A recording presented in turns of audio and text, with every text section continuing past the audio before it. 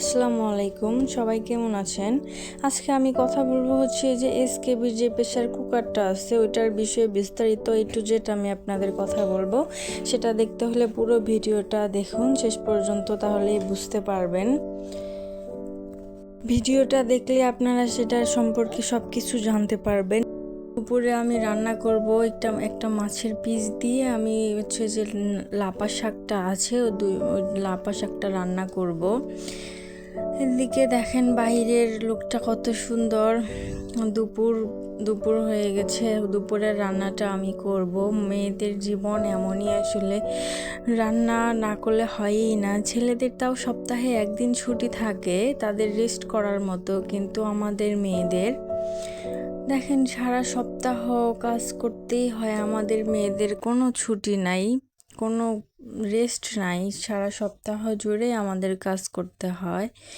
আর যাদের একটা বাচ্চা আছে তাদের তো আসলে কোনো কথাই হয় না, তাদের কাজ সারাদিন কাজ করতে করতে কিভাবে চলে যায় বোঝাই যায় না।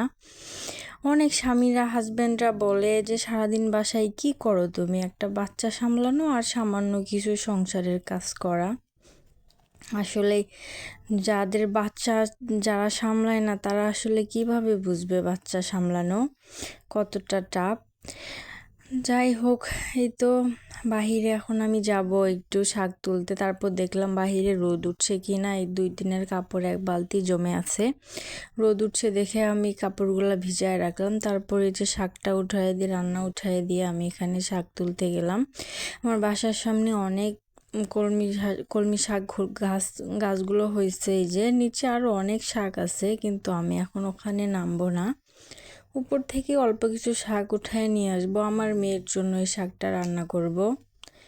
আমার মেয়ের জন্য অল্প কিছু শাক হলেই হবে, তাই আমি উপর থেকে কিছু শাকের পাতা উঠায় নিচ্ছি।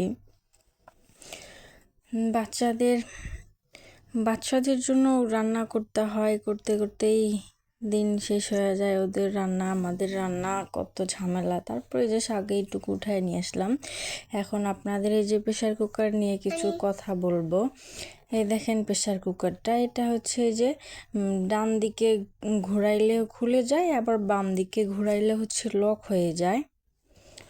এই তো দেখেন ভালো করে, যে বাম দিকে ঘোরায় দিলাম যে লক হয়ে যাবে, ডান দিকে ঘোরাবো আবার খুলে যাবে। তারপরে যে এখানে নিচে পাওয়ার আছে, এই পাওয়ারটা দেখেন যে এখানে 1 2 3 আছে, 3টা দাগ। 2 যেটাতে আছে এটাতে আপনি গরুর মাংস বা টার্কি মুরগির মাংস, যেগুলো শক্ত কিছু ওগুলো রান্না করবেন। আর এই যে 1 যেটা আছে এটা দিয়ে ভাত, খিচুড়ি, শাক সবজি এগুলো রান্না করবেন। আর হচ্ছে যে 3টা আছে যেটা, এটা দিয়ে হচ্ছে যে রান্নার শেষে যে ইয়াটা ধোয়ার ভিতরে যেই ধোয়াটা জমা হয় ওই ধোয়াটা বের করতে হবে। আবার এই যে একটা আছে ওইটা দিয়েও বের করতে পারেন। এই যে এই প্রেসার কুকারটার কোনো শব্দ হয় না, একদম শব্দ ছাড়া রান্নাও খুব তাড়াতাড়ি হয়। অনেক ভালো একটা প্রেসার কুকার।